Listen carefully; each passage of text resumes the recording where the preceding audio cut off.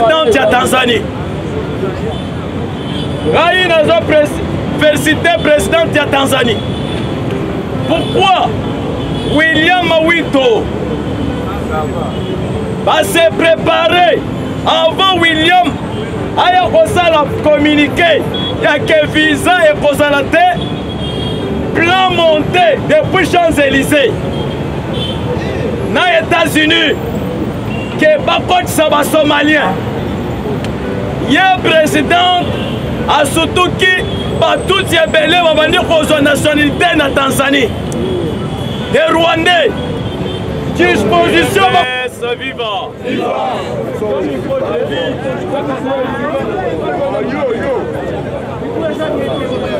Le monde est multipolaire. Nous sommes aux États-Unis, la Russie, la Chine et la RDC. Actualité politique. Ouezana kati ya koleka mitan oyo. C'est le bras de fer na ba grande puissance. Tolobelaka bato chaque jour. Rwanda azalaka pays muke. Rwanda azozwa courage. Parce que bapapa ya Rwanda bazana nsima na ye. Paul Kagame, budget ya Paul Kagame, bapesaka ye mbongo. Équipement logistique, c'est l'Amérique où apesaka Paul Kagame. Nous avons regretté de fait ya Rwanda côté ya Mwenso. Va se retirer bakimaki parce que offensive côté Wazalendo. Non, des forces spéciales, l'armée rwandaise a bombardé les civils dans Mwenso. Mais, papa ya Paul Kagame, au basali théâtre en Angola, au bazo senga diplomatie, mais Toyo Kata, communauté internationale, a condamné l'agression ya Rwanda ndenga bomaki ba civilité. Peuple congolais doit se réveiller. Nous avons M23 ya Libanda, na M23 na kati armée, na M23 na kati assemblée, M23 na kati gouvernement. Bion oh bakutanaki na Paul Kagame na Émirats Arabes Unis. Oh basololi na Bernard Emile, les tout puissants des renseignements français, Monsieur Kamere. Kamere, dossier à Kamere, c'est un traître au milieu. Loup, ouais, il y a qui peut déstabiliser la RDC. Parce que tu déstabilisé, famille na politique, il peut perdre. Il y a se mélanger à comme il peut na biso. Kamera Bossana, il ne peut ses amitualités, il ne peut ses partis politiques. Parce que Jean-Pierre Mbemba Lelo, ce qui Charman a bimi, a sali point de presse sorti, oye Charman. Pourquoi agitation n'a pas ya Julien Paluku na Jean-Pierre Mbemba et na Kamere? Un rebelle a créé rébellion au sien ya union sacrée. Mais non Paluku le nom et ça rébellion, et ça rébellion. Kamere y na combo ya chef de l'État. Et de deux. Kamere babanda ko planifier. Kamere na Émirats Arabes Unis. Dans bakutana ki na ba experts, des Américains, des Anglais. Kamere babanda consulter des diplomates pour déstabiliser. Parce qu'il y a un mandat, donc on change la constitution. Souci il fallait les étrangers basala. Parce que la constitution, ils ont couvrir Wazaria Sorobero, Jeannette Kabila, Joseph Kabila, Naye Kamere Ao, Na Moïse. Maintenant, il fallait Kamere à ça la bêtise. Asimisi Julien Palouk touche, Lucien Boussa touche. Par Moussous, ça va nous déranger CG Kabouy. Totinda qui va nous passer la bêtise. Va sentir maintenant retour et son Mabé. Pourquoi ça m'appelle à quel point la bloc 72 sièges. Kamere 101. Biso na kata UDPS. Naba allié au Bazaka Tchakoya. Toza kata kokende na 270 quelques. Voilà.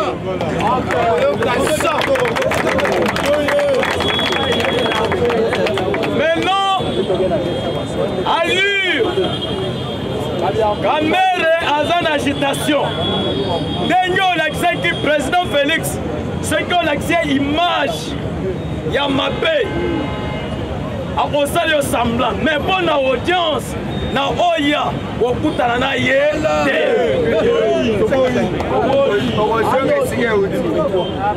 Conseil des ministres Azaraki. Conseil des ministres aussi ici au Salini, au Bimi. Mais nomination au chef de l'État à Kosala. Président ceux qui ont nommé comme Kamere. Mboka Mobimbe Kopela Moto.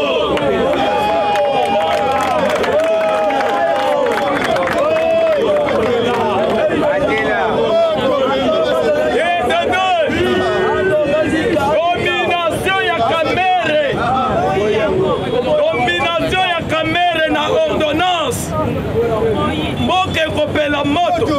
Donc vous allez dans ville morte à une semaine. Parce que Toboyi Makambo Kolela. Jean-Pierre Mbemba Lobi, Basali rébellion, Basali bloc pour créer chantage devant le chef de l'État. Union sacrée. Promoteur et union sacrée, c'est le président Félix. Pourquoi? Pourquoi j'aime Joseph Kabila? Yeah! Ayebi ndenge lingaka Kabila. Aza pion ya PPRD.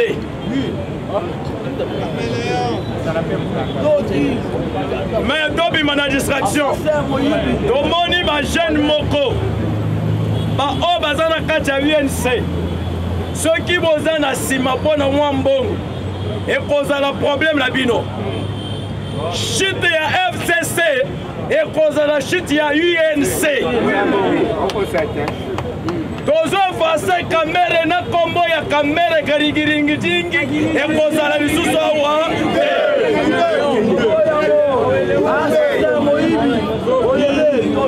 Allure.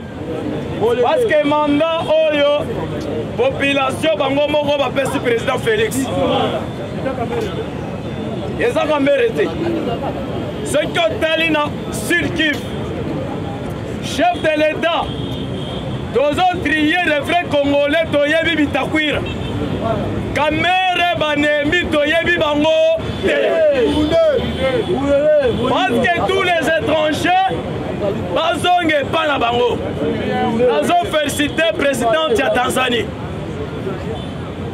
Nous avons félicité le président de Tanzanie.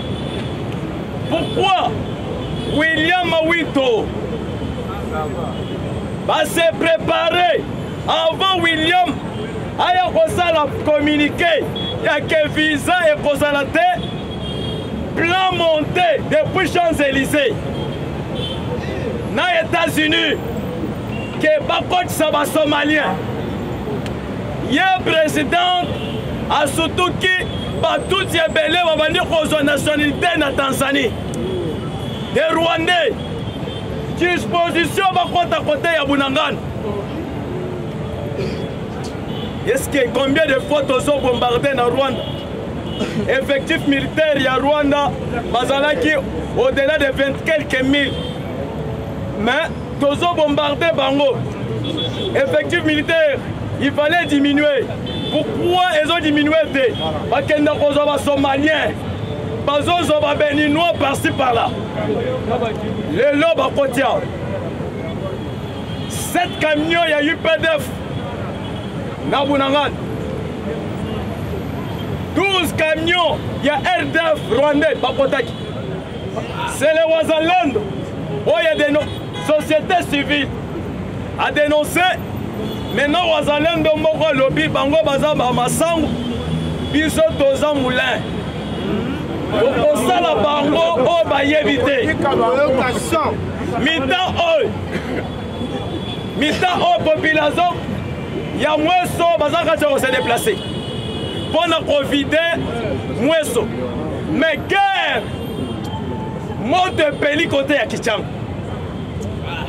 Moto ya Makasi. Vous avez une image à Kichang. Place ambassadrice Oi. Américaine. Ce qui a moyen qui a par des récupéré Kichang. Ambassadrice à Kenagana Est. Azalaki na système ya intimidation. Les lots ayo qui sont. Oyo Kalissus américain. Monsieur Amiral William Fallon, le directeur stratégique, analyste Oyassia américaine, a quitté la délégation ya Makasi na Rwanda. De deux, ma demande d'asile a changé modèle.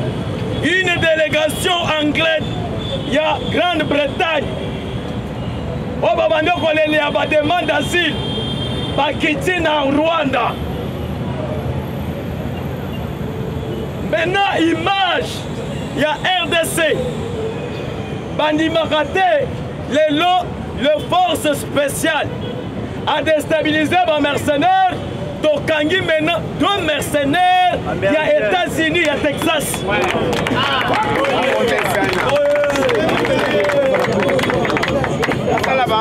On Tokangi 2 mercenaires, il y a Texas, Amérique, Sony, Bakolobanine, les équipes planification. Comment déstabiliser? Qui vivra? Parce que Tozo c'est là. La RDC, nous affrontons maintenant les États-Unis. Pourquoi Blinken a sillonné les pays africains, a chuté en Angola? Vous voyez, dans une difficulté, il y a des matériaux, tous les appels en Angola, tous les appels dans Lorenzo. Il fallait Lorenzo a aidé RDC dans l'avion. Lorenzo na minute ya Souka. Lorenzo Boy. Maintenant, dans ça l'appel na Égypte. C'est là où l'Égypte a tindaki avion militaire na ye. Ah, pour nous aider biso. Pourquoi Lorenzo a trahi le biso? Parce que Azo soit ma injonction dans les États-Unis. De deux, dans le que Mita Oy, Sadek, Azo compte dans la RDC, va interpeller, va peindre Lorenzo de la Maison Blanche. Lorenzo Martin aux États-Unis. Kozonga, Moutaliboso, Azaki président de Namibie. À quelle Maison Blanche à zone à Boy, à Lobby, à l'époque, chef d'état-major na Bango, à Pia Kikuna Dorotine na Basodate. Lorenzo Pe aye à l'Alel. Blinken, Lobby dans l'Angola. Lorenzo a Lobby, la voie diplomatique. La voie diplomatique et sa distraction. Pourquoi? Les deux classes ont révélé. Les Américains sont en train de planifier. Pendant ça, le système, il y a armée sereine en Angola. Congo Brazza, Rwanda, Zambie. Parce que le chef d'état-major est à Zambie. Va nommer une agence africaine de coup d'état par des Américains. Papa, ma belle ya bakoko. Ingeta. C'est très difficile. Voilà. Parce que le lot, l'allure, aux dispositions, c'est que Moni Bango va tomoki. Parce que Moni, allure, il y a quoi récupérer Kichanga. Après Kichanga, village, Bunangana. C'est pourquoi Boyoka qui sont les lots moto. Maintenant, va s'engager. Bazoko biso pona amiral William Fallon o ayaki pona kopekisa Paul Kagame. Esco. Kopekisa Paul Kagame a postulé les autres Lukuta. Mascara. Pourquoi Lukuta? Na télégramme. Ma belle ya Nord Kivu, Sud Kivu. Ezalaki na disposition. Il y a la communauté internationale dans les États-Unis. Maintenant, le président Félix a lobby ma belle Eza Yabiso. Jean-Pierre Mbemba va répondre. À répondre à Paul Kagame, à répondre aux communautés internationales. Même 1 millimètre est aucun d'été.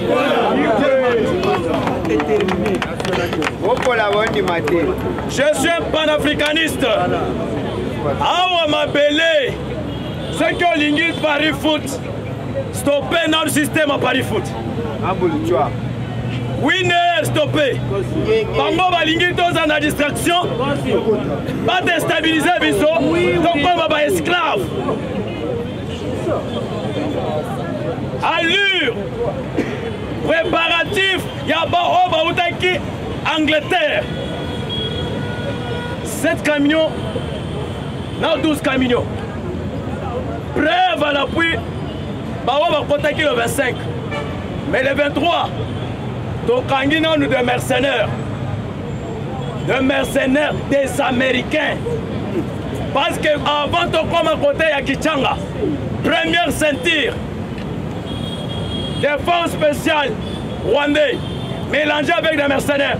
Deuxième, troisième, les commandos américains, noirs américains, des mercenaires blancs. Nous avons félicité le chef de l'État. Nous avons kimoté Manaye Mobimba. À cause de la défense. Les lots israéliens ont fait civil à préfet, il y a un commando. Le commando va dire aussi ça. Au Yébi, bon, aux États-Unis, au Rwanda, donc au Salabango, c'est secours. Tobange l'oroté, toko kanga kamere ao. Si, va imposer biso élection, va imposer biso embargo. Donc le beli bango tozo kende na élection. Donc comme une élection, oh, pour prolonger. Kabango moko, les lots, à lobby chef de l'État avant de former gouvernement associé. Blinken, Lorenzo Keba. Et d'ailleurs, chef de l'État, il faut qu'on fasse la réforme. Pourquoi réforme? Il y a des combattants de l'UDPS à l'information, il y a renseignement. Il fallait beaucoup que ça va combattre dans le renseignement. Tu n'avais pas perdu FCC. Messani Koliambo. Mais les jeunes ont sali formation à bloquer. Il y a des brevets. Il fallait, parce que l'UDPS, ceux qui doivent récupérer toutes les frontières, Azarias a Robimate. C'est pourquoi mon ennemi a planifié pour nous déstabiliser Bissot. Mais nous avons l'image délégation qui ont la télégramme, William Fallon a quitté na Kigali, au représentant ya Poutine, aye Kosolna Félix ni. Les Chinois vont se précipiter, vont signer un chef d'État major, l'Académie militaire chinoise a signé coopération. Au représentant de l'Afrique du Sud, Ramaphosa a dépêché et de 2 ans, l'Afrique du Sud a signé déjà coopération militaire. Tous après, il a changé. L'Afrique du Sud, pour nous déstabiliser n'importe qui. Tous ont partagé le renseignement. Afrique du Sud, Russie, Turquie, Chine. Imaginez Kim Jong-un a félicité le chef de l'État. Oh, il y a Corée du Nord.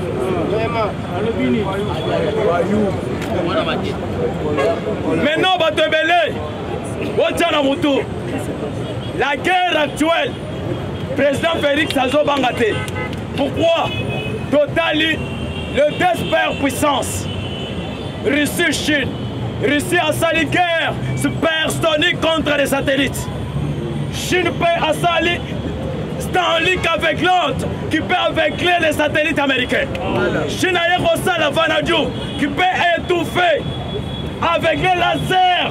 Il y a Air Force One. Mais la force terrestre, les forces spéciales, Spinazi, les crews, les berrivers, tous sont capables de Kangi Bachik Norris, de mercenaires. Tous sont armés. Ceux qui chefs de l'État, Tini Bango, parce que moi, c'est Joe Biden dans bête. Mais les autres ont Kangi